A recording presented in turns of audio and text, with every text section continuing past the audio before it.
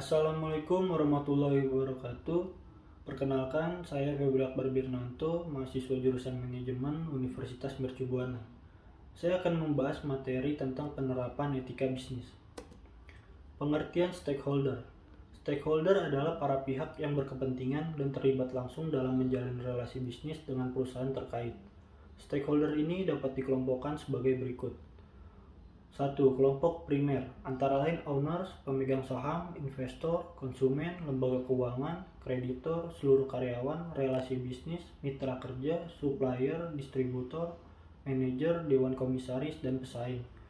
2. Kelompok sekunder, antara lain pemerintah daerah, pemerintah asing, kelompok lembaga sosial, media massa, kelompok pendukung, masyarakat, dan organisasi lainnya. Kelancaran dan keberhasilan dalam bisnis tidak dapat dipisahkan dari peran serta stakeholder. Bagaimanapun juga, keberadaan stakeholder khususnya dalam etika bisnis perlu dibina terus agar menjadi partner kerja yang setia dalam jangka panjang.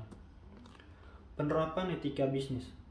Etika bisnis bertujuan untuk memberikan dorongan bagi kesadaran moral dan memberikan batasan bagi para pengusaha atau pebisnis untuk dapat menjalankan bisnis secara jujur dan adil sesuai dengan perundang-undangan yang berlaku, serta menjauhi bisnis penipuan yang merugikan banyak orang atau pihak yang memiliki keterikatan. Berikut adalah pelaku penerapan etika bisnis. 1. Penerapan etika bisnis terhadap owner.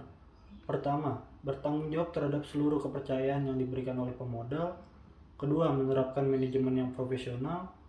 Ketiga, memberikan informasi yang relevan. Keempat, melindungi, memelihara, meningkatkan aset milik pemodal. Kelima, melaksanakan hasil yang telah dituangkan dalam rapat umum pemegang saham.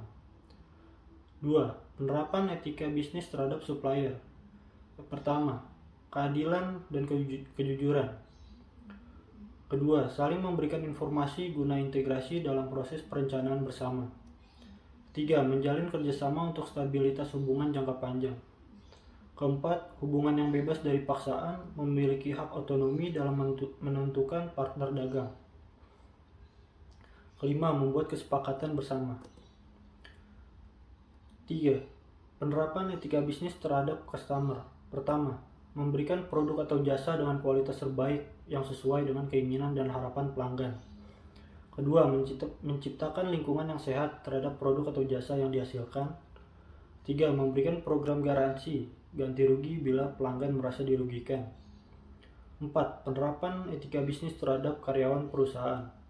Pertama, memberikan gaji sesuai dengan upah minimum regional atau UMR yang berlaku sesuai dengan aturan pemerintah. Kedua, adanya jaminan keselamatan kerja dan kesehatan sehingga karyawan dapat memberikan kontribusi optimal dalam jangka panjang. Ketiga, kondisi kerja yang diciptakan harus mencerminkan penghargaan perusahaan terhadap kesehatan dan martabat karyawan.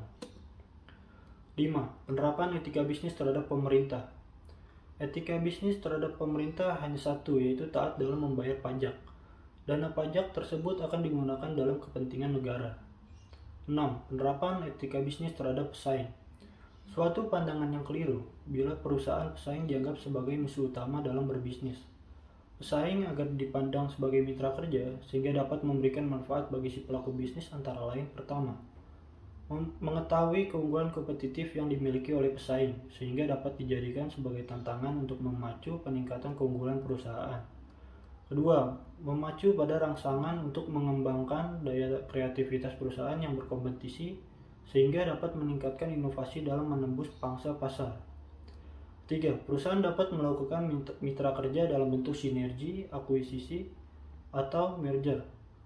Dengan bentuk mitra kerja semacam ini, gabungan perusahaan menjadi kian kuat dan memiliki daya yang berlipat ganda dalam posisi persaingan.